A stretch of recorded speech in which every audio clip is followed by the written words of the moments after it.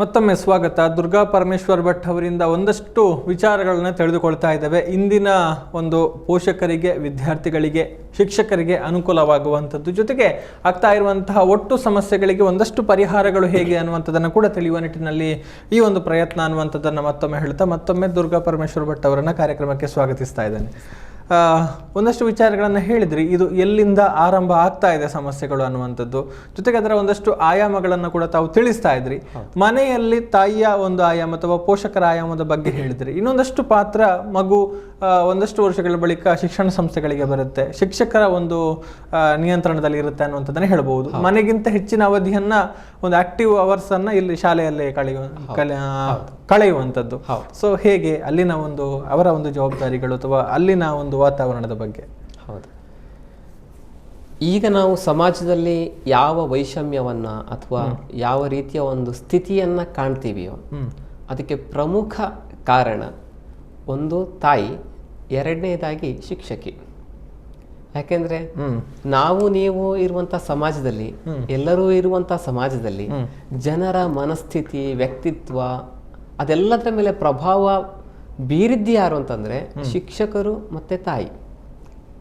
ಅವರು ಯಾವ ರೀತಿಯಲ್ಲಿ ಬೇಲಿಯನ್ನು ಇಟ್ಟು ಗಿಡವನ್ನು ಬೆಳೆಸಿದ್ರು ಆ ರೀತಿಯಲ್ಲಿ ಅದು ಗಿಡ ಬೆಳೆದಿರ್ತದೆ. ರಾಮಕೃಷ್ಣ ಪರಮಹಂಸರು ಹೇಳ್ತಾ ಇದ್ರು, ಗಿಡ ಬೆಳೆದು ಅದು ದೊಡ್ಡದು ಆಗುವ ತನಕ ಅದಕ್ಕೆ ಚೆನ್ನಾಗಿರುವ ಬೇಲಿಯನ್ನು ನಿರ್ಮಾಣ ಮಾಡಬೇಕು. ಹಸುವಿನ ಬಾಯಿಗೆ ಅದು ಹೋಗುವ ಹಾಗೆ ಮಾಡಬಾರ್ದು, ಅಥವಾ ಇನ್ಯಾವುದೋ ಒಂದು ಪ್ರಾಣಿಯ ಬಾಯಿಗೆ ಹೋಗುವ ಹಾಗೆ ಮಾಡಬಾರ್ದು. ಅದು ಬೆಳೆದು ನಿಂತ ನಂತರ ಸಮಾಜದ ಎಲ್ಲರಿಗೂ ನೆರಳನ್ನ ಕೊಡುತ್ತದೆ. ನೆರಳು ಯಾವಾಗಲೂ ಒಳ್ಳೆಯ ಸೂಚನೆ. ನೆರಳು ಅನ್ನುವುದು ನಮ್ಮ ಮನಸ್ಸಿಗೆ ಸಾಂತ್ವನ ಕೊಡೋದಿರ್ಬೋದು, ದೇಹಕ್ಕೆ ದಣಿವಾದಾಗ ದಣಿವಾರಿಸಿಕೊಳ್ಳಿಕ್ಕಿರುವಂಥದ್ದಾಗಿರ್ಬೋದು. ಹಾಗೆ ಒಂದು ಮಗು ಯಾವಾಗ ಬೆಳೀತಾ ಬೆಳೀತಾ ಇರುತ್ತೋ ಆವಾಗ ಅದಕ್ಕೆ ಒಳ್ಳೆಯ ವಾತಾವರಣ ನಿರ್ಮಿಸಿ ಕೊಡಬೇಕು. ಅದು ಕೆಲಸ ಯಾರದು ಅಂತಂದ್ರೆ ತಾಯಿದು ಮತ್ತು ಶಿಕ್ಷಕರದು. ಬೆಳೆದ ನಂತರ ಎಲ್ಲರ ಒಂದು ಯೋಗಕ್ಷೇಮಕ್ಕೆ ಅದು ಪಾತ್ರನಾಗ್ತದೆ ಆ ಮಗು. ಒಂದ್ ಕಡೆ ತಾಯಿ ಅತಿಯಾದ ಮುದ್ದು, ಇನ್ನೊಂದೆಡೆ ಆ ಅತಿಯಾದ ಮುದ್ದು ಶಿಕ್ಷಕಿಯ ಮೇಲೆ ಒತ್ತಡವನ್ನು ಹೇರುತ್ತದೆ. 100% ಅದು ಹೇರುತ್ತದೆ. ಯಾಕಂತಂದ್ರೆ ಬೇರೆ ಬೇರೆ ರೀತಿಯ ಒಂದು ವಾತಾವರಣವನ್ನು ನಾನು ಕೇಸಸ್ಗಳನ್ನು ನೋಡಿದ್ದೇನೆ. ನನ್ನ ಸಹೋದ್ಯೋಗಿ ಒಬ್ಬರು ಹೇಳಿದ್ದು, 28 ವರ್ಷ ಒಂದು ಸಂಸ್ಥೆಯಲ್ಲಿ ಕೆಲಸ ಮಾಡಿ ಇನ್ನೇನು ಸ್ವಲ್ಪ ಒಂದು ವರ್ಷಗಳ ನಂತರ ರಿಟೈರ್ಡ್ ಆಗುವಂಥವ್ರು. ಅವರೊಂದು ಮಗುವನ್ನ 4ನೇ 5ನೇ ತರಗತಿಯ ಮಗುವನ್ನ ಹೋಮ್ವರ್ಕ್ ಮಾಡಿಲ್ಲ ಅಂತೇಳಿ ಹೊರಗಡೆ ನಿಲ್ಸಿದ್ರಂತೆ. ಕ್ಲಾಸಿಂದ ಹೊರಗಡೆ ನಿಲ್ಸಿದ್ರು. ಆ ಮಗು ಸ್ವಲ್ಪ ಹೊತ್ತಾದ್ಮೇಲೆ ಆ ಮಗು ನಿಂತ್ಕೊಂಡ ಜಾಗದಿಂದ ಕಿರ್ಚಾಡ್ತಾ ಟೀಚರ್ಗೆ ಹೇಳುವಂಥದ್ದು, ಮೇಡಮ್ ಈ ಸ್ಕೂಲ್ ಫೀಸ್ ಕಟ್ಟಿರೋದು ನಾನು ಒಳಗಡೆ ಕೂತ್ಕೊಳ್ಬೇಕು ಅಂತ ಹೇಳಿ ಹೊರಗಡೆ ನಿಂತ್ಕೊಳ್ಳಿಕ್ಕಲ್ಲ ಅಂತ.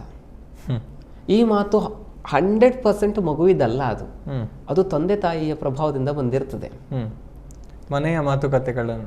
ಹೌದು. ಇನ್ನೊಂದೆಡೆ ಸತ್ಯ ಹರಿಶ್ಚಂದ್ರರ ಪಾಠ ಮಾಡಿ ಒಂದೆರಡು ದಿವಸಕ್ಕೆ ಹೋಮ್ವರ್ಕ್ ಕೊಟ್ಟು ಮಾಡ್ಕೊಂಡು ಬಂದಿಲ್ಲ ಅಂದಾಗ ಒಂದು ಮಗು ಸತ್ಯವನ್ನ ಹೇಳ್ತದೆ, ನನಗೆ ನಿನ್ನೆ ಹುಷಾರಿರ್ಲಿಲ್ಲ ಅಂತ. ಟೀಚರ್ ಚೆನ್ನಾಗಿ ಬಾರಿಸಿದ್ರು. ಇನ್ನೊಂದು ಮಗು ಕೂಡ ಹೋಮ್ವರ್ಕ್ ಮಾಡ್ಕೊಂಡು ಬಂದಿರೋದಿಲ್ಲ. ಸತ್ಯ ಹೇಳಿದಕ್ಕೆ ಈ ಮಗುಗೆ ಏಟು ಸಿಕ್ತಲ್ಲ, ಆ ಮಗು ಏನ್ ಮಾಡ್ತದೆ, ನಿನ್ನೆ ನನಗೆ ಏನು ಬೇರೆ ಏನೋ ಒಂದು ಕಾರಣ ಕೊಟ್ಟು ಸುಳ್ಳನ್ನು ಹೇಳ್ತದೆ. ಇದು ಆಲಸ್ಯದಿಂದ ಮಾಡದೇ ಇದ್ರೂ ಕೂಡ ಸುಳ್ಳನ್ನು ಹೇಳ್ತದೆ. ಸುಳ್ಳು ಹೇಳಿದ ಮಗು ಸೇಫ್ ಆಗಿ ಕೂತ್ಕೊಳ್ತದೆ. ಅಂದ್ರೆ ಶಿಕ್ಷಕನ ಮನಸ್ಥಿತಿಗೆ ಮಗುವಿನ ಭಾವನೆಗಳು, ಮಗುವಿನ ಸಂದರ್ಭಗಳು, ಮಗುವಿನ ಪರಿಸ್ಥಿತಿ ಅದು ಅರ್ಥವೇ ಮಾಡ್ಕೊಳ್ಳಿಕ್ಕೆ ಆಗ್ಲಿಲ್ಲ. ನಾನು ಕೆಲವೊಂದು ಕಡೆಯಲ್ಲಿ ಹೇಳುವುದಿದೆ, ಬಿ ಎಡ್ ಎಜುಕೇಶನ್ ಟೀಚರ್ಸ್ ಆಗಿ ಬಂದವರಿಗೆ ಬಿ ಎಡ್ ಆಗಿರಬೇಕು. ಬಿ ಎಡ್ ಎಜುಕೇಶನ್ ನಲ್ಲಿ ಫ್ಲಾಶ್ ಕಾರ್ಡ್ಸು ಅಂದ್ರೆ ಮಕ್ಕಳಿಗೆ ದೃಶ್ಯ ಮೂಲಕ ಹೇಳ್ಕೊಡುವಂಥದ್ದು, ಓರಲ್ಲಿ ಸೌಂಡ್ಸ್ ಮೂಲಕ ಹೇಳ್ಕೊಡುವಂಥದ್ದು ಎಲ್ಲ ಇದೆ. ಚಾಟ್ ಮಾಡುವಂಥದ್ದು ಅದೆಲ್ಲ ಬೌದ್ಧಿಕ ಭಾಗವನ್ನ ಬೆಳವಣಿಗೆ ಮಾಡ್ಲಿಕ್ಕೆ ಹೇಳ್ಕೊಡ್ತಾರೆ. ಅದ್ರ ಜೊತೆಗೆ ಮಕ್ಕಳ ಭಾವನಾತ್ಮಕ ಭಾಗವನ್ನ, ಮಾನಸಿಕ ಭಾಗವನ್ನ ಅರ್ಥ ಮಾಡ್ಕೊಳ್ಳೋದಕ್ಕೆ ಅಟ್ಲೀಸ್ಟ್ ಒಂದು ಸಬ್ಜೆಕ್ಟ್ ಅನ್ನ ಅದಕ್ಕೋಸ್ಕರವೇ ಮೀಸಲಿಡಬೇಕು ಅಂತ. ಯಾಕಂದ್ರೆ ಮಗುವಿನ ಭಾವನೆಯನ್ನು ಅರ್ಥ ಮಾಡ್ಕೊಳ್ಬೇಕು ಅಂತ ಆದ್ರೆ ಅದು ಬಹಳ ಇಂಪಾರ್ಟೆಂಟ್ ಆಗ್ತದೆ. ಶಿಕ್ಷಕಿ ಪ್ರೈವೇಟ್ ಆಗಿ ಅದನ್ನು ಕಲ್ತ್ಕೊಳ್ಳಿಕ್ಕೆ ಅವಕಾಶಗಳು ಕಡಿಮೆ. ಅಂದರೆ ಎಲ್ಲ ರೀತಿಯ ಒಂದು ಅನುಕೂಲತೆಗಳಿದೆ, ಆದರೆ ನಾವು ಅದನ್ನು ತೆರೆದು ಓದೋದಕ್ಕೆ, ಅಧ್ಯಯನ ಮಾಡೋದಕ್ಕೆ ಹೋಗೋದಿಲ್ಲ.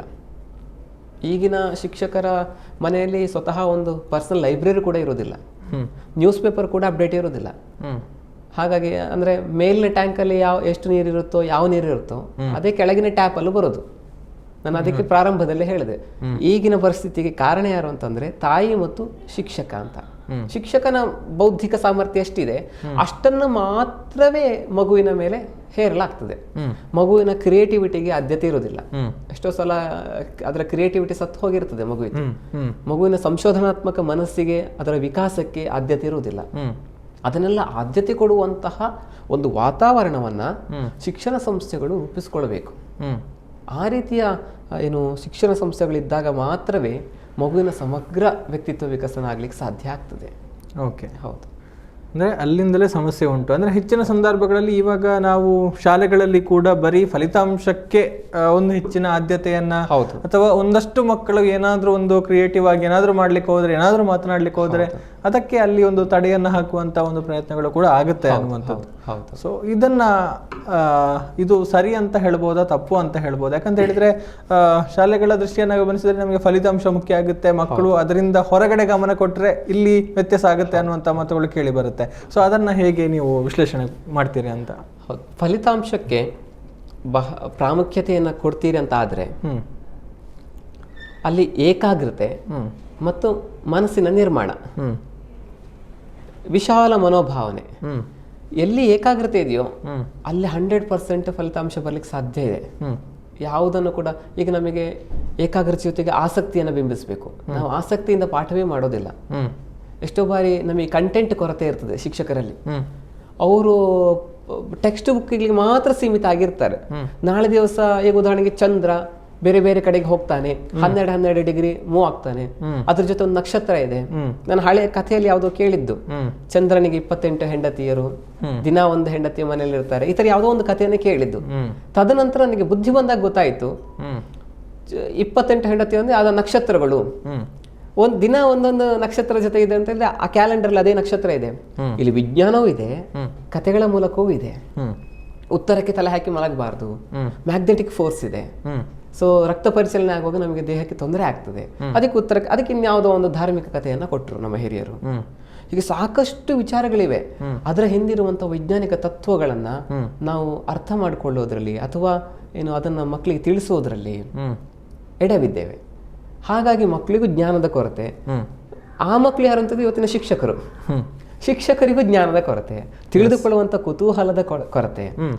ಸೊ ಹೀಗೆಲ್ಲ ಇದ್ದಾಗ ಈ ರೀತಿಯ ಚಿಂತನೆಗಳನ್ನ, ಹೆಚ್ಚಿನ ಜ್ಞಾನವನ್ನ ಹಾಕಿದಾಗ ಮಕ್ಕಳಿಗೆ ಟೆಕ್ಸ್ಟ್ ಬುಕ್ ಏನೂ ಅಲ್ಲ ಫಲಿತಾಂಶಕ್ಕೆ. ನಾನು ಕೇಳೋದು, ಮಕ್ಕಳಿಗೆ ಬೇರೆ ಬೇರೆ ವಿಚಾರಗಳು ಬೈ ಹ್ಯಾಟ್ ಆಗ್ತವೆ. ದಿನ ನೋಡ್ತವೆ, ದಿನ ಯಾವುದೋ ಒಂದು ಬೋರ್ಡನ್ನು ನೋಡ್ತವೆ, ಜನರನ್ನು ನೋಡ್ತಾರೆ, ಯಾವುದೋ ಒಂದು ಮೊಬೈಲನ್ನು ನೋಡ್ತಾರೆ. ಎಲ್ಲವೂ ತಿಳಿದುಕೊಳ್ಳುವಂತ ಸಾಮರ್ಥ್ಯ ಇದೆ. ಆ ಮೆದುಳಿನ ಶಕ್ತಿ ಅಷ್ಟು. ನೀವು ವಿಜ್ಞಾನಿಗಳ ಹತ್ರ ಕೇಳಿದ್ರೆ, ನಾನು ಹೇಳುದು 1 ವರ್ಷ ಅಂದ್ರೆ 11 ತಿಂಗಳು ಒಂದು ಮಗು ಶಾಲೆಯಲ್ಲಿ ಇದ್ದುಕೊಂಡು 6 ಟೆಕ್ಸ್ಟ್ ಬುಕ್ ಅನ್ನು ಓದುದು. ಅದು ಅದರಲ್ಲೂ ಪರಿಪೂರ್ಣ ಜ್ಞಾನ ಇಲ್ಲ, ಅರ್ಧಂಬರ್ಧ ಓದ್ತಾ ಇರುತ್ತವೆ.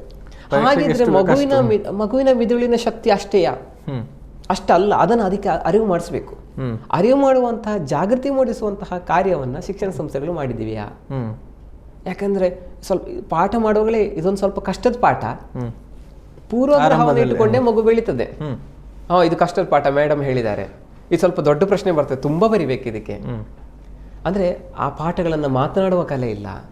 ಈಗ ಯಾವುದೋ ಒಂದು ವಿಚಾರ, ಇವತ್ತು ನಾನೀಗ ಮಾತನಾಡಿದೆ ವಿಚಾರವನ್ನ, ಇದನ್ನ ನಾನು ಬರೆಯಬಲ್ಲೆ, ಇದಕ್ಕೊಂದಿಷ್ಟು ಪ್ರಶ್ನೆಗಳನ್ನು ಜೋಡಿಸಬಲ್ಲೆ. ನೀವು ಒಂದಷ್ಟು ಪ್ರಶ್ನೆಗಳನ್ನು ಜೋಡಿಸಿದ್ರಿ, ನನ್ನ ವಿಚಾರದ ಮೇಲೆ ಜೋಡಿಸ್ತಾ ಬಂದ್ರಿ. ಅದು ಹೇಗೆ ಸಾಧ್ಯ ಆಯ್ತು? ಅಂದ್ರೆ ನಮ್ಮಲ್ಲಿ ಆ ಸಾಮರ್ಥ್ಯ ಇದೆ. ಆ ಸಾಮರ್ಥ್ಯವನ್ನ ಪ್ರಕಾಶಗೊಳಿಸುವುದೇ ಶಿಕ್ಷಣ. ಸ್ವಾಮಿ ವಿವೇಕಾನಂದರ ಮಾತೆ ಇದು. ಪ್ರತಿಯೊಬ್ಬ ಮನುಷ್ಯನ, ಪ್ರತಿಯೊಬ್ಬ ವ್ಯಕ್ತಿಯ ಅಂತರ್ಗತವಾಗಿರುವಂಥ ಸಾಮರ್ಥ್ಯವನ್ನ ಪ್ರಕಾಶಗೊಳಿಸುವುದೇ ಶಿಕ್ಷಣ ಅಂತ. ಪ್ರಶ್ನೆಗಳನ್ನು ಹಾಕಿಸ್ಬೇಕು ಮಕ್ಕಳಿಗೆ. ಇದು ಯಾಕೆ ಹೀಗೆ? ಸಣ್ಣ ಮಗು ಬೀಳೋದು ಹಾಗೆ ತಾನೆ. ಇದ್ಯಾಕಮ್ಮ ತಿರುಗ್ತಾ ಇದೆ, ಅದ್ಯಾಕೆ ಮರ ಎತ್ತರ ಇದೆ, ಇದ್ಯಾಕೆ ಬೇರು ಸಣ್ಣದಾಗಿದೆ, ಇದು ಹಣ್ಣ್ಯಾಕೆ ಕೆಳಗೆ ಬಿತ್ತು? ಈ ರೀತಿಯ ಪ್ರಶ್ನೆಗಳನ್ನು ಮಾಡ್ತಾ ಇದ್ದಾಗ ಅದಕ್ಕೆ ಪೂರಕವಾದ ಉತ್ತರದ ಹುಡುಕಾಟದಲ್ಲಿ ಆ ಮಗು ತೊಡಗಿದಾಗ ಉತ್ತರ ಸಿಗ್ತದೆ. ಈ ಮೆಥಡನ್ನು ಕ್ಲಾಸ್ ರೂಮಲ್ಲಿ ತಂದಾಗ 100% ಫಲಿತಾಂಶಕ್ಕೆ ನಾವು ಗಮನ ಕೊಡಬೇಕಾದ ಅವಶ್ಯಕತೆ ಇಲ್ಲ. ನಮಗೆ ಜ್ಞಾನಿಗಳಾಗಬೇಕು ಮಕ್ಕಳು. ಬೌದ್ಧಿಕ ಮಟ್ಟದಲ್ಲಿ ಕಾಪಿ ಪೇಸ್ಟ್ ಮಾಡುವಂಥ ಮಕ್ಕಳಾಗಬಾರ್ದು, ನಮಗೆ ಸೀಮಿತ ಆಗಬಾರ್ದು. ತುಂಬ ಅವರ ಪರಿಮಿತಿಯನ್ನು ವಿಸ್ತಾರಗೊಳಿಸ್ತಾ ಹೋಗಬೇಕು. ಇದು ಕಥೆ. ಓಕೆ, ಈಗ ಒಂದು ಮಾತನ್ನ ಹೇಳಿದ್ರಿ, ಇವತ್ತು ಮಕ್ಕಳ ಮನಸ್ಸನ್ನ ಅರ್ಥ ಮಾಡಿಕೊಳ್ತಾ ಇಲ್ಲ. ಆರಂಭದಲ್ಲಿ ಹೇಳಿದ್ರಿ ಒಂದು ಮನೆಯಲ್ಲಿ ಮಕ್ಕಳ ಅಂದ್ರೆ ಬಹುಶಃ ಕೋವಿಡ್ ಸಮಯದಲ್ಲಿ ಬಹಳಷ್ಟು ಮಕ್ಕಳಿಗೆ ಕಷ್ಟ ಆಯಿತು, ತಾಯಿಯ ಜೊತೆಗೆ ಅಥವಾ ಮನೆಯವರ ಸದಸ್ಯರ ಜೊತೆಗೆ ಹೊಂದಿಕೊಳ್ಳೋದಿಕ್ಕೆ, ಅಂದ್ರೆ ಆ ಒಂದು ಫ್ರೀಕ್ವೆನ್ಸಿ ಮ್ಯಾಚ್ ಆಗೋದಿಲ್ಲ ಅಂತ ಒಂದು ಪರಿಸ್ಥಿತಿ. ಸೊ ಎಲ್ಲರದ್ದು ಪ್ರಶ್ನೆ ಅಥವಾ ಹೆಚ್ಚಿನವರು ಹೇಳುವಂತ ದೂರು ಕೂಡ ಅದೇ ಆಗಿರುತ್ತೆ, ಅವರನ್ನ ಅರ್ಥ ಮಾಡಿಕೊಳ್ಳೋದಿಕ್ಕೆ ಆಗೋದಿಲ್ಲ, ಹೇಗೆ ಯಾಕೆ ಹಾಗೆ ರಿಯಾಕ್ಟ್ ಮಾಡ್ತಾರೆ ಅಥವಾ ಯಾಕೆ ಹಾಗಿರ್ತಾರೆ ಅನ್ನುವಂಥದ್ದನ್ನು ನಮಗೆ ಹೇಳೋದಿಕ್ಕೆ ಆಗೋದಿಲ್ಲ. ಸೊ ಎಲ್ಲರೂ ಈ ಒಂದು ಉತ್ತರದ ನಿರೀಕ್ಷೆಯಲ್ಲಿರ್ತಾರೆ. ಹೇಗೆ ಅರ್ಥ ಮಾಡಿಕೊಳ್ಬಹುದು ಮಕ್ಕಳ ಮನಸ್ಸನ್ನ ಅಂತ ಬಹುಶಃ ಅದು ಶಿಕ್ಷಕರಿಗೂ ಇರುವಂತಹ ಪ್ರಶ್ನೆ, ಈ ಕಡೆಯಿಂದ ಪೋಷಕರಿಗೂ ಇರುವಂತಹ ಪ್ರಶ್ನೆ. ಆ ಜನರೇಷನ್ ಗ್ಯಾಪ್ ಅನ್ನುವಂಥದ್ದನ್ನ ಹೇಳ್ಬೋದಾ ಇಲ್ಲಿ, ಅಥವಾ ಇಲ್ಲಿರುವಂತಹ ಮೂಲ ಸಮಸ್ಯೆ ಏನು, ಯಾಕೆ ಅರ್ಥ ಮಾಡಿಕೊಳ್ಳಿಕ್ಕೆ ಆಗ್ತಿಲ್ಲ, ಮತ್ತೆ ಹೇಗೆ ಅರ್ಥ ಮಾಡಿಕೊಳ್ಬಹುದು ಅಂತ. ಮುಖ್ಯವಾಗಿ ಒಂದು ವಿಧಾನ ಮಾರ್ಗದರ್ಶಕರು. ಹಿರಿಯರೆಲ್ಲ ಹೇಳ್ತಾ ಇದ್ರು ಮಾರ್ಗದರ್ಶಕರು ನಮಗೆ ತುಂಬಾ ಇಂಪಾರ್ಟೆಂಟ್ ಅಂತ ಹೇಳಿ. ಮಾರ್ಗದರ್ಶಕರು ಅಂದ್ರೇನು? ದಾರಿಯನ್ನ ತೋರಿಸ್ಕೊಡುವಂಥದ್ದು. ಈ ದಾರಿಯಲ್ಲಿ ಹೋಗಬೇಕು, ಈ ದಾರಿಯಲ್ಲಿ ಹೋಗಬೇಕು ಅಂತ. ನಾನು ಕಂಡಂತೆ ಅನೇಕ ಪಾಲಕರಲ್ಲಿ ಗೈಡೆನ್ಸ್ ತೆಗೆದುಕೊಳ್ಳುವ ಅಂದ್ರೆ ಮಾರ್ಗದರ್ಶನವನ್ನು ಪಡೆದುಕೊಳ್ಳುವಂತಹ ಒಂದು ಗುಣ ಇರೋದಿಲ್ಲ. ನಾನು ಮಾಡಿದ್ದು ಸರಿ, ನನ್ನ ಮಗು ಹೀಗೆ ಬೆಳೀತಾ ಇದೆ, ನನ್ನ ಮಗು ಮಾರ್ಕ್ಸ್ ತೆಗಿತಾ ಇದೆ. ಎಲ್ಲಾ ತಾಯಂದ್ರು ಹೆಚ್ಚಾಗಿ ಮಗು ದಾರಿ ತಪ್ಪಿತು ಅನ್ನುವ ಅರಿವು ಜಾಗೃತಿ ಆದ ಮೇಲೆ ಮಾರ್ಗದರ್ಶಕರ ಹತ್ರ ಬರುವಂತದ್ದು. ಅದಕ್ಕಿಂತ ಮುಂಚೆ ಎಷ್ಟೋ ಸಲ ನಮಗೆ ಬೇರೆ ಬೇರೆ ಕಡೆಯಿಂದ ಮಾರ್ಗದರ್ಶನ ಸಿಕ್ಕಿರ್ತದೆ. ಮಗುವನ್ನ ಸಾಂಸ್ಕೃತಿಕವಾಗಿ ಹೀಗೆ ಬೆಳೆಸಿ, ಆಮೇಲೆ ವ್ಯಕ್ತಿತ್ವ ವಿಕಸನ ಆಗುವ ಹಾಗೆ ಹೀಗೆ ಬೆಳೆಸಿ, ಮನೋವಿಕಾಸ ಆಗ್ಲಿಕ್ಕೆ ಈ ರೀತಿಯ ವಾತಾವರಣ ಕೊಡಿ ಅಂತೇಳಿ. ಅದನ್ನೆಲ್ಲವನ್ನ ಕೂಡ ಅನೇಕ ಪಾಲಕರು ಕಡೆಗಣಿಸಿರ್ತಾರೆ. ಒಂದು ಮಾರ್ಗದರ್ಶನದ ಕೊರತೆ ಅಂದ್ರೆ ತಾಯಂದರಿಗಾಗಿರ್ಲಿ ತಂದೆಯಂದರಿಗಾಗಿರ್ಲಿ, ಇವತ್ತು ಅವರಿಗೆಲ್ಲ ವರ್ಕ್ಶಾಪ್ ಇಡೋರು ಯಾರು ಇಲ್ಲ. ಮಗುವನ್ನ ಹೇಗೆ ಬೆಳೆಸಬೇಕು ವರ್ಕ್ಶಾಪ್ ಇಲ್ಲ. ನಮ್ಮ ಮನೆಗೆ ಬರುವಂತಹ ವ್ಯಕ್ತಿಗಳನ್ನ ಹೇಗೆ ನೋಡ್ಕೊಳ್ಬೇಕು, ಮಗುವಿನ ಮುಂದೆ ಏನು ಮಾತನಾಡಬೇಕು, ಏನು ಮಾತನಾಡಬಾರ್ದು, ಮಗುವಿನ ಮುಂದೆ ಯಾವ ಆಕ್ಟಿವಿಟಿಯನ್ನು ಮಾಡಬೇಕು, ಯಾವ ಆಕ್ಟಿವಿಟಿಯನ್ನು ಮಾಡಬಾರ್ದು, ಮಗುವಿನ ಮುಂದೆ ನಮ್ಮ ವರ್ತನೆ ಹೇಗಿರಬೇಕು, ಹೇಗಿರಬಾರ್ದು. ಇದೆಲ್ಲ ಹಳೆ ಕಾಲದಲ್ಲಿ ಗೃಹ್ಯ ಸೂತ್ರಗಳು, ಗೃಹಿಣಿಗೆ ಬೇಕಾದಂತ ಸೂತ್ರಗಳು ಇದರಲ್ಲೆಲ್ಲ ಇತ್ತು. ಆಮೇಲೆ ಓದೋರು ಯಾರು ಇರ್ಲಿಲ್ಲ, ಅದು ಯಾರಿಗೂ ಬೇಕಾಗಿರ್ಲಿಲ್ಲ. ತದನಂತರ ಅದನ್ನು ಪ್ರಿಂಟ್ ಮಾಡೋರು ಇಲ್ಲ. ಈಗ ಅದು ಸಿಗ್ತಾ ಇಲ್ಲ. ಈಗ ಅಲ್ಪ ಸ್ವಲ್ಪ ಅದರ ಸಾರಗಳು ಎಲ್ಲೋ ಒಂದೊಂದಷ್ಟು ಪುಸ್ತಕಗಳಲ್ಲಿ ಸಿಗ್ತಾ ಇದೆ. ಅದು ಪುಸ್ತಕಕ್ಕೆ ಮಾತ್ರ ಸೀಮಿತವಾಗ್ತಾ ಇದೆ. ನಮಗೆ ಸಮಯದ ಕೊರತೆ. ಹಾಗಾಗಿ ಓದುವ ಹವ್ಯಾಸವೂ ಇಲ್ಲ. ಆ ಓದುವ ಹವ್ಯಾಸವನ್ನು ಮಾತ್ರವೇ ಬೆಳೆಸಿದ್ರೆ ಮಗು ಏಕಾಗ್ರತೆಯನ್ನು ಪಡಿತದೆ. ನಮ್ಮ ಮನೆಯಲ್ಲೆಲ್ಲ ಹಳೆ ಸಣ್ಣ ಸಣ್ಣ ಪುಸ್ತಕಗಳೆಲ್ಲ ತಂದು ಕೊಡ್ತಾ ಇದ್ರು. 15 ದಿವಸಕ್ಕೊಂದ್ಸಲ ಬರುವ ಪುಸ್ತಕ ನಾವು ಜಗಳ ಆಡ್ತಾ ಇದೀವಿ ಮನೆಯಲ್ಲಿ ಮಕ್ಕಳು. ಸೊ ಆ ರೀತಿ ಒಂದು ವಾತಾವರಣ ನಿರ್ಮಾಣ ಮಾಡಿದ್ರು. ತಂದೆ ತಾಯಿಗೆ ವಿದ್ಯಾಭ್ಯಾಸ ಇಲ್ಲ ಅಂತ ಹೇಳಿದ್ರು ಕೂಡ. ಹಾಗೆ ಮಕ್ಕಳಿಗೆ ಅದರ ಭಾವನೆಯನ್ನು ಅರ್ಥ ಮಾಡಿಕೊಳ್ಳುವಂತಹ ವಿಚಾರಗಳಲ್ಲಿ ಬಂದರೆ ನಾನು ಒಪ್ಕೊಳ್ತೇನೆ, ಎಲ್ಲರಿಗೂ ಎಲ್ಲ ಆಯಾಮಗಳಲ್ಲಿ ನೋಡುವುದು ಕಷ್ಟವೇ. ಮಗುವಿಗೆ ಏನು ಬೇಕು ಏನು ಬೇಡ. ಯಾಕಂದ್ರೆ ಒಂದು ಮಗು ಎರಡು ಮಗು ಅಂತ ಅಂದಾಗ ಅನುಭವ ತೀರ ಕಡಿಮೆ ಇರ್ತದೆ. ಮತ್ತು ಅನುಭವ ಬಂದಾಗ ಸಮಯ ಮೀರಿ ಹೋಗಿರ್ತದೆ.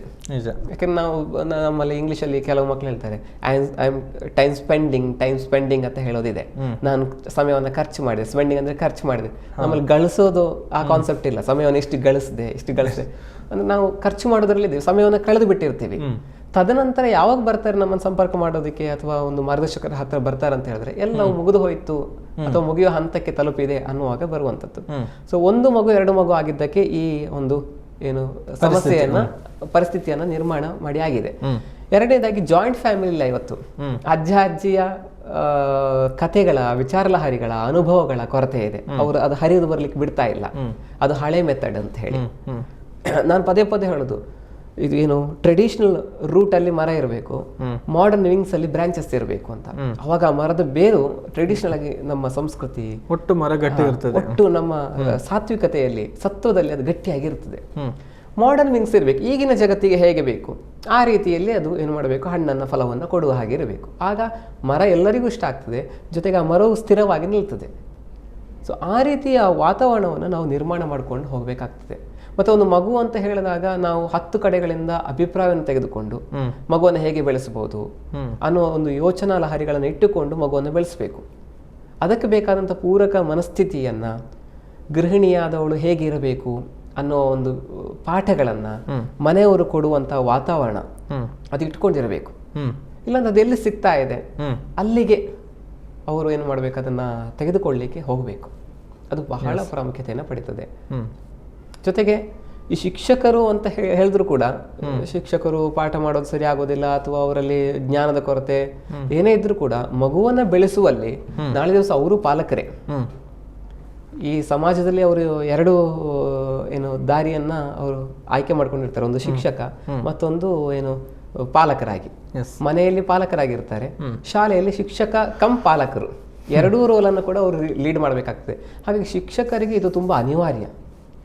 ಇವತ್ತು ಕೊರತೆ ಏನಾಗಿದೆ ಅಂತಂದ್ರೆ, ಯಾವುದೇ ಶಿಕ್ಷಣ ಸಂಸ್ಥೆಗಳು ತಮ್ಮ ಶಿಕ್ಷಕರನ್ನ ಅಭಿವೃದ್ಧಿಪಡಿಸುವಲ್ಲಿ, ಶಿಕ್ಷಕರಿಗೆ ಮಾರ್ಗದರ್ಶನ ಕೊಡುವಲ್ಲಿ, ಶಿಕ್ಷಕರಿಗೆ ತರಬೇತಿ ಮಾಡುವಲ್ಲಿ ಯಾವುದೇ ವರ್ಕ್ಶಾಪ್ ಅನ್ನು ಇಡ್ತಾ ಇಲ್ಲ.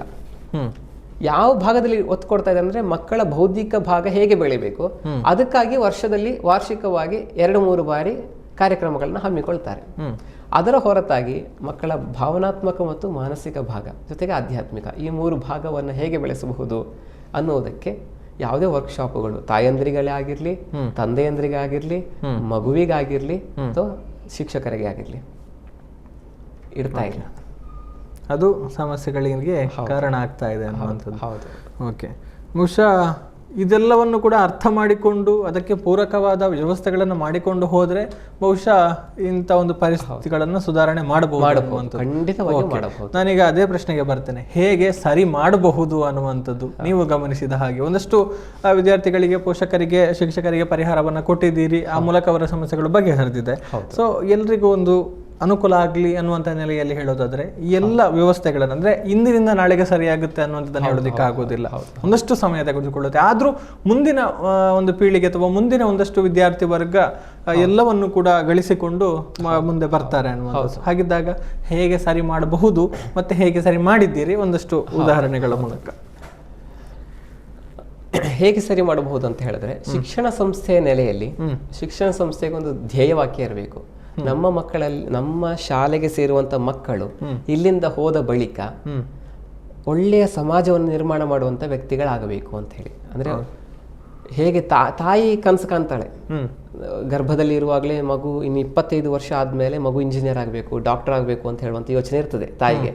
25 ವರ್ಷ ಆದ ಮೇಲೆ ಇಂಜಿನಿಯರಿಂಗ್ ಅಂತ ಕ್ಷೇತ್ರದಲ್ಲಿ ಮಾರ್ಕೆಟಿಂಗ್ ಇದೆಯಾ, ಸಂಬಳ ಸಿಗ್ಬೋದಾ, ಅದೆಲ್ಲ ಯೋಚನೆ ಮಾಡೋದಿಲ್ಲ. ಅಂದ್ರೆ ತಾಯಿಯ ಮನಸ್ಥಿತಿ ಕೂಡ ಹಾಗೆ ಆಗಿದೆ, ಮಗುವಿನ ಮನಸ್ಥಿತಿ ಕೂಡ ಹಾಗೆ ಬೆಳೀತಾ ಹೋಗ್ತದೆ. ಮತ್ತೆ ಸಂಸ್ಥೆಯಲ್ಲಿ ಕೇವಲ ಮೌಲ್ಯ ಶಿಕ್ಷಣ ಅನ್ನೋ ಒಂದು ತರಗತಿಯಿಂದ ಮಾತ್ರವೇ ಸಾಧ್ಯ ಆಗುದಿಲ್ಲ. ಯಾಕಂದ್ರೆ ಮೌಲ್ಯ ಶಿಕ್ಷಣ ಅನ್ನೋ ತರಗತಿಯು ಕೂಡ ಪ್ರಾಕ್ಟಿಕಲ್ಲಿ ಅದು ಒಂದು ಕಥೆ 4 ಪ್ರಶ್ನೆಗೆ ಸೀಮಿತ ಆಗಿದೆ, ಮತ್ತೆ ಅದೊಂದು ಪರೀಕ್ಷೆಯಾಗಿದೆ. ನಾನು ಹೇಳುವಂಥದ್ದು, ಮೌಲ್ಯ ಶಿಕ್ಷಣ ಯಾವ ರೀತಿ ಇರಬೇಕು ಅಂತ ನಮಗೆ ಜೀವನ ಪಾಠದ ರೀತಿಯಲ್ಲಿ. ಜೀವನ ಮೊದಲು ಪಾಠ ಕಲಿಸುತ್ತೆ, ಜೀವನ ಮೊದಲು ಪರೀಕ್ಷೆಯನ್ನ ಮಾಡ್ತದೆ, ತದನಂತರ ಅದರಿಂದ ನಾವು ಏನ್ ಮಾಡ್ತೀವಿ, ಪಾಠವನ್ನು ಕಲ್ತ್ಕೊಳ್ತೀವಿ. ಶಾಲೆಗಳು ಮೊದಲು ಪರೀಕ್ಷೆಯನ್ನ ಮಾಡುತ್ತವೆ, ಇದು ಪಾಠಗಳನ್ನ ಮಾಡುತ್ತವಂತೆ, ಆಮೇಲೆ ಪರೀಕ್ಷೆಯನ್ನ ಬರಿತೀವಿ. ಮೌಲ್ಯ ಶಿಕ್ಷಣ ತರಗತಿ ಕೂಡ ಹಾಗೆ ಆಗಿದೆ.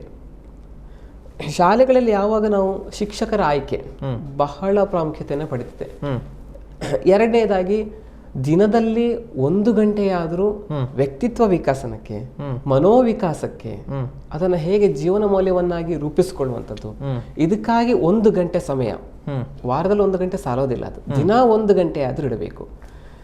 ತಾಯಂದಿರಿಗೆ ಅರಿವು ಮೂಡಿಸುವಂತಹ ಕಾರ್ಯಕ್ರಮಗಳು, ತಂದೆಯಂದಿರಿಗೆ ಅರಿವು ಮೂಡಿಸುವಂತಹ ಕಾರ್ಯಕ್ರಮಗಳು, ತಾಯಿಯ ನೆಲೆಯಲ್ಲಿ ಯೋಚನೆ ಮಾಡಿದಾಗ ತಂದೆ ತಾಯಿಯ ಮಧ್ಯೆ ಇರುವಂತಹ ಸಾಮರಸ್ಯ, ಮಗುವಿನ ಮುಂದಿನ ವರ್ತನೆಗಳು, ಎಲ್ಲದರ ಮೇಲೆ ಕೂಡ ಒಂದು ಗಮನ ಹರಿಸಿದಾಗ, ಎಚ್ಚರಿಕೆಯ ವಾತಾವರಣ ಇದ್ದಾಗ ಮಗು ಚೆನ್ನಾಗಿ ಬೆಳೀತದೆ ಅನ್ನೋದಕ್ಕೆ ಡೌಟೇ ಇಲ್ಲ. ಓಕೆ, ಹೌದು. ಸೊ ಆ ಮೂಲಕ ಈ ಹದಗೆಟ್ಟಿರುವಂಥವು ಅಥವಾ ಹಳ್ಳಿ ತಪ್ಪಿರುವ ವ್ಯವಸ್ಥೆಯನ್ನ ಸರಿ ಮಾಡಿಕೊಳ್ಬಹುದು ಅನ್ನುವಂಥದ್ದು. ಓಕೆ, ಈಗ ಒಂದಷ್ಟು ವಿಚಾರಗಳನ್ನು ಹೇಳಿದ್ರಿ. ಪೋಷಕರು ಯಾವುದನ್ನ ಗಮನಿಸಬೇಕು ಅಂದ್ರೆ, ನಾವು ಯಾವುದನ್ನ ಮಾತನಾಡಬೇಕು, ಯಾವುದನ್ನ ಮಾತನಾಡಬಾರ್ದು, ಯಾವುದನ್ನ ಮಾಡಬೇಕು, ಯಾವುದನ್ನ ಮಾಡಬಾರ್ದು ಅನ್ನುವಂಥದ್ದು. ಬಹುಶಃ ಅದೇ ಒಂದು ಪ್ರಶ್ನೆಯನ್ನು ನಾನು ಕೇಳೋದಿದ್ರೆ, ಒಂದು ಪೋಷಕರಿಗೆ ನೀವು ಒಂದು ಕಿವಿ ಮಾತಿನ ರೂಪದಲ್ಲಿ ಹೇಳೋದಿದ್ರೆ, ಮಕ್ಕಳ ಮುಂದೆ ಅಥವಾ ಅವರ ಒಂದು ಮನಸ್ಸಿನ ಮೇಲೆ ಪರಿಣಾಮ ಬೀರದ ಹಾಗೆ ಹೇಗಿರಬೇಕು, ಅವ್ರ ಮನೆಯಲ್ಲಿ ಯಾವ ರೀತಿ ಅವರ ವರ್ತನೆಗಳಿರಬೇಕು, ಯಾವುದನ್ನು ಮಾಡಬೇಕು, ಮಾಡಬಾರ್ದು ಅಂತ ನಿಜವಾಗಿ ಹೇಳುವುದಾದ್ರೆ, ನನ್ನ ಕಡೆಗೆ ಸಾಕಷ್ಟು ಈ ತರ ಮಾತುಗಳನ್ನು ಇಟ್ಕೊಂಡು ಬರ್ತಾರೆ. ಬಂದಾಗ ಅವರಲ್ಲೇ ಉತ್ತರ ಇರ್ತದೆ, ನಿಮ್ಮ ಮಗು ಹೇಗೆ ಬೆಳಿಬೇಕು ಅನ್ನೋ ಕನಸಿದೆ. ಇದು ತುಂಬಾ ಇಂಪಾರ್ಟೆಂಟ್. ನನ್ನ ಮಗು ಒಳ್ಳೆಯ ಸುಸಂಸ್ಕೃತ ಮಾತುಗಳನ್ನು ಆಡಬೇಕು, ಒಳ್ಳೆಯ ವ್ಯಕ್ತಿಗಳ ಸಹವಾಸ ಮಾಡಬೇಕು, ಆಮೇಲೆ ಬೆಳಿಗ್ಗೆ ಬೇಗ ಏಳಬೇಕು, ಆಮೇಲೆ ಅದರ ಕೆಲಸಗಳನ್ನು ಅದು ಮಾಡ್ಕೊಳ್ಬೇಕು, ಊಟೋಪಚಾರದಿಂದ ಹಿಡಿದು ಸ್ನಾನಾಧಿಕಾರಿಗಳಿಂದ ಹಿಡಿದು ತನ್ನ ವಸ್ತುಗಳನ್ನು ಜೋಡಿಸುವಲ್ಲಿಂದ ಹಿಡಿದು ಬಂದ ಅತಿಥಿಗಳ ಜೊತೆ ಮಾತನಾಡೋದ್ರಿಂದ ಹಿಡಿದು ಎಲ್ಲ ಹೀಗಿರಬೇಕು ಅಂತ ಹೇಳ್ತಾರೆ. ಹೀಗಿರಬೇಕು ಅಂದ್ರೆ ನೀವು ಹಾಗಿದ್ದೀರಾ ಪ್ರಶ್ನೆ ಬರ್ತದೆ. ಇವತ್ತು ಮಗುವಿಗೆ ಪರೀಕ್ಷೆ ಗೆದ್ದು ಓದ್ಲಿಕ್ಕಿದೆ ಅಂತಂದ್ರೆ ತಾಯಿ 7 ಗಂಟೆಗೆ ಹೇಳ್ತಾಳೆ, ಬ್ರೆಡ್ ಜಾಮ್ ಮಾಡ್ಕೊಡ್ತಾಳೆ. ಸಾಕಷ್ಟು ಮನೆಗಳಲ್ಲಿ ಇದೇ ಪರಿಸ್ಥಿತಿ. ಮಗು 5 ಗಂಟೆಗೆ ಹೇಳುತ್ತೆ, ಓದುತ್ತಾ ಇಲ್ವಾ, ಒಬ್ಬರೇ ರೂಮಲ್ಲಿ ಲಾಕ್ ಹಾಕೊಂಡು ಓದುವಂತ ಪರಿಸ್ಥಿತಿ. ಲಾಕ್ ಹಾಕೊಂಡ ಮೇಲೆ ಏನ್ ಮಾಡುತ್ತೆ ಮಗು? ಅಂದ್ರೆ ಎಚ್ಚರದ ಸ್ಥಿತಿ ತಾಯಿಯಂದ್ರಲ್ಲಿ ಇರಬೇಕು. ಮತ್ತೆ ಕನಸಿದೆಯಲ್ಲ, ಕನಸನ್ನ ನನಸು ಮಾಡೋದು ಅಂತ ಹೇಳಿದ್ರೆ ತಾಯಂದ್ರಲ್ಲಿ ಉತ್ತರ ಇದೆ, ನನ್ನ ಮಗು ಹೀಗೆ ಬೆಳಿಬೇಕು ಅಂತ. ಅದಕ್ಕೆ ನೀವು ಯಾವ ಹಂತಗಳನ್ನ ತೆಗೆದುಕೊಂಡಿದ್ದೀರಿ? ನಾನು ಹೇಳುವುದು, ಒಂದು ಮಗು ನನ್ನ ಜೊತೆ ಇತ್ತು ಅಂತ ಅನ್ಕೊಳ್ಳಿ, ಸಾಕಷ್ಟು ಪ್ರಯೋಗಗಳಾಗಿವೆ. ಮಗು ಬೆಳಿಗ್ಗೆ ಬೇಗ ಹೇಳ್ತಾ ಇಲ್ಲ, ಆ ಕೆಲಸ ಮಾಡ್ತಾ ಇಲ್ಲ, ಈ ಕೆಲಸ ಮಾಡ್ತಾ ಇಲ್ಲ. ಅಲ್ಲಿ 100% ನಮ್ಮ ಜೊತೆ ಇದ್ದಾಗ ನಾವೆಷ್ಟು ಗಂಟೆಗೆ ಹೇಳ್ತೀವಿಯೋ ಅಷ್ಟೇ ಗಂಟೆಗೆ ಆ ಮಗು ಎದ್ದಿದೆ. ನಾವೇನ್ ಕೆಲಸವನ್ನ ಮಾಡ್ತೀವೋ ಅದು ಮಾಡಿದೆ, ಶ್ಲೋಕಗಳನ್ನ ಹೇಳಿದೆ, ಕಲ್ತ್ಕೊಂಡಿದೆ, ತನ್ನ ತಿಂಡಿಯನ್ನ ತಾನೇ ಬಳಸ್ಕೊಂಡು ಅದನ್ನು ಚೆಲ್ಲದೆ, ಅನ್ನವನ್ನ ವೇಸ್ಟ್ ಮಾಡದೆ ತಿಂದಿದೆ, ಅದರ ಕೆಲಸಗಳನ್ನ ಅದು ಮಾಡ್ಕೊಂಡಿದೆ. ಅದಕ್ಕೆ ಸುಸ್ತೇ ಅನ್ಸಿಲ್ಲ ಆ ಮಗುವಿಗೆ. ಅಂದ್ರೆ ನಾವು ಹೇಗೆ ನುಡಿದಂತೆ ಸೊ ಹಾಗಾಗಿ ದೊಡ್ಡವರಾಗಿ, ದೊಡ್ಡಕ್ಕನ ಚಾಳಿ ಮನೆ ಮಂದಿಗೆಲ್ಲ ಹಿರಿಯರು ಸಾಕಷ್ಟು ಗಾದೆ ರೂಪದಲ್ಲಿ, ಒಗಟಿನ ರೂಪದಲ್ಲಿ ನಮಗೆ ಕೊಟ್ಟಿದ್ದಾರೆ. ನಾವು ಅದನ್ನು ವಿಸ್ತರಿಸ್ಕೊಳ್ಳಿಲ್ಲ, ಅಳವಡಿಸ್ಕೊಳ್ಳಿಲ್ಲ. ಸೊ ಅದ್ರ ಕಡೆಗೆ ವಿಚಾರ ಮಾಡಲಿಲ್ಲ, ಇದು ಯಾಕೆ, ಹೇಗೆ, ಏನು, ಎತ್ತ ಅಂತ ಹೇಳಿ. ಈಗಂತೂ ಮಕ್ಕಳ ಸಮಗ್ರ ವ್ಯಕ್ತಿತ್ವ ವಿಕಾಸದ ಬಗ್ಗೆ ತಲೆ ಕೆಡಿಸುವವರು ತುಂಬಾ ಕಡಿಮೆ ಆಗಿದ್ದಾರೆ. ಯಾಕಂದ್ರೆ ಬೌದ್ಧಿಕ ಮಟ್ಟ ಯಾವುದೋ ಒಂದು ಕ್ಷೇತ್ರದಲ್ಲಿ ಮಾತ್ರ ಮಕ್ಕಳನ್ನ ಕೊಂಡೋಗುವ ಹಾಗೆ. ಬೇರೆ ವಿದೇಶಗಳೆಲ್ಲ ಗಮನಿಸಿದ್ರೆ ಮಕ್ಕಳ ವಿಕಾಸಕ್ಕಾಗಿಯೇ, ಸಮಗ್ರ ವ್ಯಕ್ತಿತ್ವ ವಿಕಾಸಕ್ಕಾಗಿಯೇ ಸಮಯವನ್ನು ಹೆಚ್ಚು ಕೊಡ್ತಾರೆ. ನಾನು ಬೇರೆ ಬೇರೆ ಕಡೆಗಳಲ್ಲಿ ಅದನ್ನ ತಿಳಿದುಕೊಂಡಿದ್ದೇನೆ. ಮೊದಲು ಅದಕ್ಕೆ ಆದ್ಯತೆ ಕೊಟ್ಟು, ತದನಂತರ ಅದಕ್ಕೆ ಯಾವ ಆಸಕ್ತಿಯ ಕ್ಷೇತ್ರ ಇದೆ, ಪಾಲಕರ ಆಸಕ್ತಿಯ ಕ್ಷೇತ್ರ ಅಲ್ಲ. ಇವತ್ತು ಪಾಲಕರ ಆಸಕ್ತಿಯ ಕ್ಷೇತ್ರದಲ್ಲಿ ಮಕ್ಕಳನ್ನು ತಳ್ಳೋದ್ರಿಂದ ಸಮಸ್ಯೆಗಳಾಗ್ತಾ ಇರುವಂತದ್ದು ಬೇರೆ ಬೇರೆ. ಮಗುವಿನ ಆಸಕ್ತಿಯ ಕ್ಷೇತ್ರದಲ್ಲಿ ಎಷ್ಟು ಎತ್ತರಕ್ಕೆ ಕೊಂಡೋಗ್ಬೇಕು ಅದನ್ನ ಪಾಲಕರು ಮಾರ್ಗದರ್ಶನ ಕೊಡ್ತಾ ಹೋಗುವಂಥದ್ದು. ಯಾವುದೋ ಒಂದು ಫೋಟೋಗ್ರಫಿ ಇದ್ರೆ ಅದರಲ್ಲಿ ಎಷ್ಟು ಎತ್ತರಕ್ಕೆ ಹೋಗ್ಬೋದು, ಯಾವುದೋ ಒಂದು ಚಿತ್ರಕಲೆ ಇದ್ರೆ, ಯಾವುದೋ ಒಂದು ಡಾಕ್ಟರ್ ಆಗೋದಂತ ಇದ್ರೆ, ಆಯಾ ಕ್ಷೇತ್ರದಲ್ಲಿ ಕೊಂಡೋಗುವ ಹಾಗೆ ಮಗುವಿನ ಆಸಕ್ತಿಯ ಕ್ಷೇತ್ರಕ್ಕೆ ಮಾರ್ಗದರ್ಶನವನ್ನು ಮಾಡಬೇಕಾಗಿದೆ ಇವತ್ತು. ಓಕೆ, ಆ ಥರ ಮಾಡಿದರೆ ಹೌದು, ಒಂದಷ್ಟು ಬದಲಾವಣೆಗಳಾಗುತ್ತೆ. ಅಂದರೆ ಪೋಷಕರು ಏನನ್ನ ಮಾಡ್ತಾರೋ ಮಕ್ಕಳು ಅದನ್ನೇ ಅನುಕರಣೆ ಮಾಡಿಕೊಂಡು ಬೆಳೀತಾರೆ ಅನ್ನುವಂಥದ್ದು. ಅಂದ್ರೆ ನಾವು ಮೊಬೈಲ್ ನೋಡಿಕೊಂಡು ಮಗುವನ್ನ ಪುಸ್ತಕ ಓದು ಅಂತ ಹೇಳಿದ್ರೆ ಮಗು ಪುಸ್ತಕ ಓದೋದಿಲ್ಲ, ನಾವೇನು ಮಾಡ್ತೇವೆ ಅದನ್ನೇ ಮಗು ನೋಡುತ್ತೆ ಅನ್ನುವಂಥದ್ದು. ಖಂಡಿತ. ಓಕೆ, ಹೌದು. ಯಾಕೆಂದ್ರೆ ಈ ಎಲ್ಲ ಚಿಂತನೆ ನನ್ನ ತಾಯಿಯಲ್ಲೂ ನಾನು ನೋಡಿದ್ದೇನೆ. ತಾಯಿಗೆ ಓದುವುದಕ್ಕೆ ಬರದೇ ಇದ್ರು ಕೂಡ ನಾನು ಓದುವಾಗ ನಿದ್ದೆಗೆಟ್ಟಾದ್ರೂ ಕೂತ್ಕೊಳ್ತಾ ಇದ್ಲು ಜೊತೆಗೆ, ಓದು ಮಗ ಅಂತ ಹೇಳಿ. ಮತ್ತೆ ತನ್ನ ಕಷ್ಟವನ್ನ ಹೇಳ್ಕೊಳ್ತಾ ಇತ್ತು. ಇದು ತುಂಬಾ ಪ್ರಮುಖವಾದ್ದು. ನಾನು ಓದಿಲ್ಲ, ನೀನಾದ್ರೂ ಓದಬೇಕು. ಈಗಿನ ಪಾಲಕರು ಸ್ವಲ್ಪ ಇದರ ವಿರುದ್ಧ, ನಾನು ಕಷ್ಟಪಟ್ಟಿದ್ದೇನೆ, ನನ್ನ ಮಗು ಕಷ್ಟಪಡಬಾರದು ಅಂತ. ಹಿರಿಯರು ಕೈ ಕೆಸರಾದ್ರೆ ಬಾಯಿ ಮೊಸರು ಅಂತ. ಕೈ ಕೆಸರಾಗೋದ್ರೆ ಕಷ್ಟಪಡಬೇಕು ಅಂತ, ಬಾಗಬೇಕು, ನಮ್ಮ ಭೂಮಿಗೆ ಬಾಗಬೇಕು. ಮಣ್ಣಿನ ಶಿಕ್ಷಣ ಇತ್ತಲ್ಲಿ, ಇವತ್ತು ಮಣ್ಣಿನ ಶಿಕ್ಷಣ ಇಲ್ಲ. ಇವತ್ತು ಹಾರಾಟದ ಶಿಕ್ಷಣ. ನಾವು ಆಧುನಿಕ ಜಗತ್ತನ್ನು ನಿರ್ಮಾಣ ಮಾಡ್ತಾ ಹೋಗ್ತಾ ಇದ್ದೀವಿ. ಒಂದ್ ಕಡೆ ಗುರುಗಳು ಹೇಳ್ತಾ ಇದ್ರು, ಅಗಲವಾದ ರಸ್ತೆಗಳು ನಿರ್ಮಾಣ ಆಗ್ತಾ ಇದೆ, ದೃಷ್ಟಿಕೋನ ಮಾತ್ರ ಕಿರಿದಾಗ್ತಾ ಇದೆ. ಎತ್ತರ ಕಟ್ಟಡವನ್ನು ನಿರ್ಮಾಣ ಮಾಡ್ತಾ ಇದ್ದೀವಿ, ನೈತಿಕ ಮಟ್ಟ ಮಾತ್ರ ಕುಸಿತಾ ಇದೆ. ಚಂದ್ರನಲ್ಲಿಗೆ ಬೇಕಿದ್ರು ಹೋಗ್ತೀವಿ, ಪಕ್ಕದ ಮನೆಗೆ ಹೋಗಿ ಮಾತಾಡಿಸುವಂತ ಒಂದು ಮಾನವೀಯ ಗುಣ ಇಲ್ಲ. ಅನೇಕ ಆರ್ಥಿಕ ಸಮಸ್ಯೆಗಳಿವೆ, ಆದ್ರೆ ಆರ್ಥಿಕ ತಜ್ಞರು ಬೇಕಾದಷ್ಟು ಬಂದಿದ್ದಾರೆ, ಬೇಕಾದಷ್ಟು ಡಾಕ್ಟರ್ಸ್ ಇದ್ದಾರೆ, ಅಷ್ಟೇ ಯಾವುದೇ ರೋಗಗಳು ಕೂಡ ವಾಸಿಯಾಗಿಲ್ಲ. ಈ ರೀತಿಯ ಸಮಾಜವನ್ನು ನಾವಿವಾಗ ಕಾಣ್ತಾ ಇದ್ದೀವಿ, ವಿಲಕ್ಷಣವಾದ ಸಮಾಜ. ಹೌದು. ಎಸ್, ಬಹಳಷ್ಟು ವಿಚಾರಗಳನ್ನು ಹಂಚಿಕೊಂಡ್ರಿ. ಬಹುಶಃ ಒಂದಷ್ಟು ಆಳವಾದ ಜ್ಞಾನವನ್ನು ಕೂಡ ನಾವು ಗಮನಿಸಿದ್ವಿ. ಅಂದ್ರೆ ಬಹುಶಃ ಇಷ್ಟು ಸಣ್ಣ ಒಂದು ವಯಸ್ಸಿಗೆ ಇಷ್ಟೊಂದು ಒಂದು ನಾಲೆಜ್ ಆಗಿರ್ಬೋದು, ಅಥವಾ ಒಂದು ಬಹುಶಃ ಪ್ರಾಕ್ಟಿಕಲ್ ಆಗಿ ನೋಡಿ ಒಂದಷ್ಟನ್ನ ತಿಳಿದುಕೊಂಡಿದ್ದೀರಿ ಅನ್ನುವಂಥದ್ದು. ಸೊ ಹೇಗೆ ನಿಮ್ಮ ಇಷ್ಟು ಒಂದು ತಾವು ತಿಳ್ಕೊಳ್ಳೋದಕ್ಕೆ ಕಾರಣ ಆಗಿರುವಂಥದ್ದು, ಮತ್ತೆ ಈ ರೀತಿ ನಿಮ್ಮ ಒಂದು ವ್ಯಕ್ತಿತ್ವ ರೂಪುಗೊಳ್ಳೋದಕ್ಕೆ ಹೇಗೆ ಸಾಧ್ಯ ಆಗಿದೆ ಅನ್ನುವಂಥದ್ದು? ಚೆನ್ನಾಗಿ ಬೆಳಿಬೇಕು ಅನ್ನೋದು ನನ್ನ ಕನಸು. ಅದು ಯಾವ ಕ್ಷೇತ್ರದಲ್ಲಿ ಕಾಲಿಟ್ಟರೆ ಚೆನ್ನಾಗಿ ಬೆಳಿತೀನಿ, ನೆಮ್ಮದಿಯಿಂದ ಜೀವನ ಮಾಡ್ತೀನಿ, ಅದು ನನಗೆ ಗೊತ್ತಿಲ್ಲ. ಓಕೆ, ಆ ನೆಮ್ಮದಿಯ ಜೀವನಕ್ಕೆ ಪೂರಕವಾದದ್ದು ಸಮಾಜ ಅಂತ ಗೊತ್ತಿದೆ ನನಗೆ. ಸಮಾಜ ಸ್ವಾಸ್ಥ್ಯವಾಗಿಲ್ಲ ಅಂತಂದ್ರೆ ನಾನು ಜೀವನದಲ್ಲಿ ಚೆನ್ನಾಗಿರುವುದಿಲ್ಲ ಅನ್ನೋದು ನನ್ನ ಭಾವನೆ. ಒಂದು ವೇಳೆ ನಾನು ಚೆನ್ನಾಗಿದ್ದು ಸಮಾಜ ಚೆನ್ನಾಗಿಲ್ಲ ಅಂತಂದ್ರೆ ಅದು ನನ್ನ ಸ್ವಾರ್ಥ ಅಂತ ಅರ್ಥ. ಆ ಸ್ವಾರ್ಥ ನಾನಿಟ್ಟುಕೊಂಡ್ರೆ ಆ ಮನಸ್ಥಿತಿನ ಬೆಳೆಸಿದವರು ನನ್ನ ಹಿರಿಯರು ಅಂತ ನಾನು ನಂಬಿರುವಂಥದ್ದು. ಸೊ ಚೆನ್ನಾಗಿರುವಂಥ ಸಮಾಜ ನಿರ್ಮಾಣ ಆಗಬೇಕು ಅಂತ ಹೇಳಿ ಸ್ವಾಮಿ ವಿವೇಕಾನಂದರ ವಿಚಾರಧಾರೆಗಳಲ್ಲಿ, ಅವರ ಮಾತುಗಳಲ್ಲಿ, ಅವರ ಜೀವನದಲ್ಲಿ ತುಂಬಾ ಆಳವಾಗಿ ಅದನ್ನು ಪ್ರತಿಪಾದಿಸ್ತಾ ಇದ್ರು. ಸಮಾಜ ನಿರ್ಮಾಣ ಆಗಬೇಕು. ಏನು ಕಷ್ಟದಲ್ಲಿರುವವನು ಉದ್ಧಾರ ಮಾಡಬೇಕು, ಒಳ್ಳೆಯ ಮಾರ್ಗದರ್ಶನವನ್ನು ಕೊಡಬೇಕು, ಒಳ್ಳೆಯ ವ್ಯಕ್ತಿತ್ವವನ್ನು ನಿರ್ಮಾಣ ಮಾಡಿಕೊಳ್ಳಬೇಕು ಅಂತ ಹೇಳಿ ಸ್ವಾಮಿ ವಿವೇಕಾನಂದರು ವಿಚಾರಧಾರೆಗಳು ನನಗೆ ಇಷ್ಟ ಆದ ಹಾಗ ರಾಮಕೃಷ್ಣ ಆಶ್ರಮದ ಪರಿಚಯ ಕೂಡ ಅದೇ ಸಮಯಕ್ಕೆ ಆಗ್ತಾ ಬಂತು. ಸಾಮಾನ್ಯವಾಗಿ ದ್ವಿತೀಯ PUC ಯಲ್ಲಿದ್ದಾಗ ನನಗೆ ರಾಮಕೃಷ್ಣ ಆಶ್ರಮದ ಹೆಚ್ಚಿನ ಸಂಪರ್ಕ ಬಂತು. ಮಂಗಳೂರು ರಾಮಕೃಷ್ಣ ಆಶ್ರಮ ಇದಕ್ಕೆ ಪ್ರೇರಣೆಯನ್ನು ಕೊಡ್ತು. ನನ್ನಲ್ಲಿರುವಂಥ ಚಿಂತನೆಗಳನ್ನು ಬಲಪಡಿಸ್ತಾ ಅಲ್ಲಿಯ ಸಂತರ ಒಂದು ಏನು ಆತ್ಮೀಯವಾದಂಥ ಸಂಪರ್ಕ ಎಲ್ಲವೂ ಕೂಡ ಅವರ ಮಾತುಗಳು, ವಿಚಾರಧಾರೆಗಳು ನನ್ನೊಳಗೆ ಇರುವಂಥ ಸಾಮರ್ಥ್ಯ, ನಾನಾಗಲೇ ಹೇಳಿದೆ ನಮ್ಮೊಳಗೆ ಇರುವಂಥ ಸಾಮರ್ಥ್ಯವನ್ನು ಪ್ರಕಾಶಪಡಿಸುವುದು ಶಿಕ್ಷಣ ಅಂತ ಹೇಳಿ.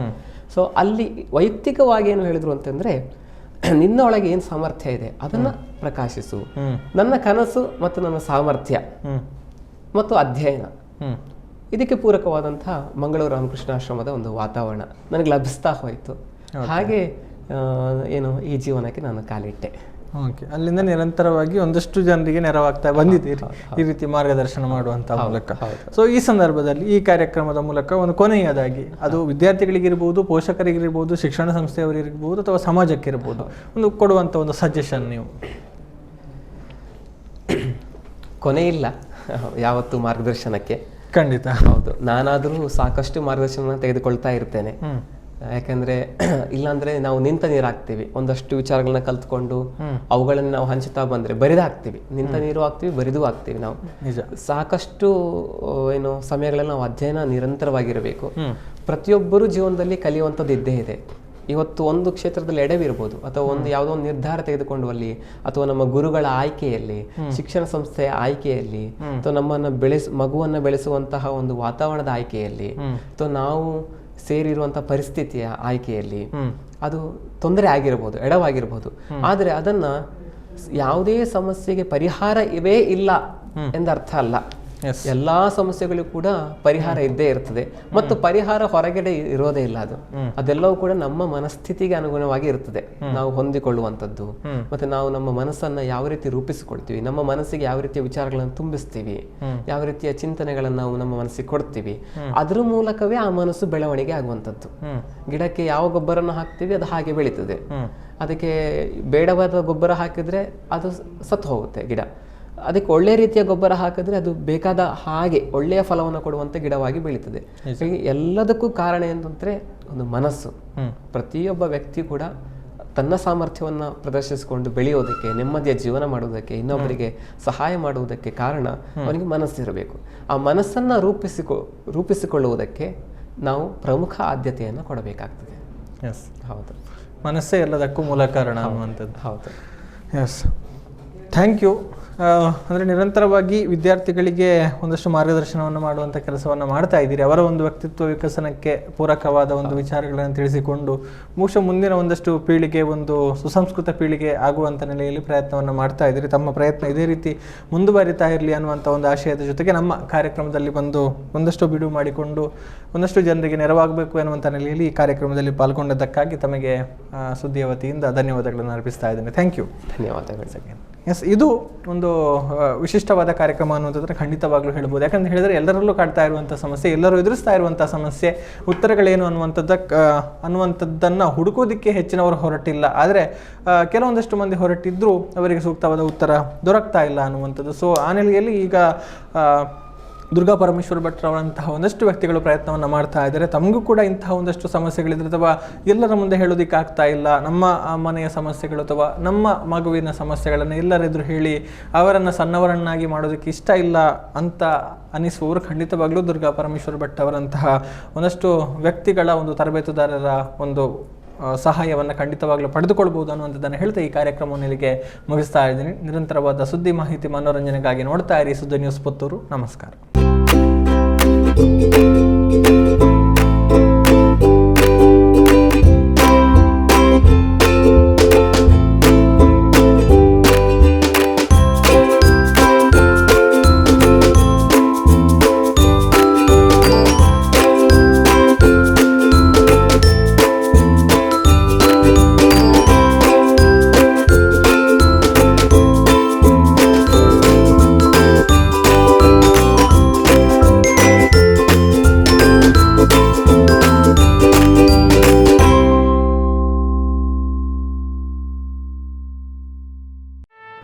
ಸುದ್ದಿ ಚಾನಲ್ ಕ್ಷಣ ಕ್ಷಣದ ಸುದ್ದಿಗಾಗಿ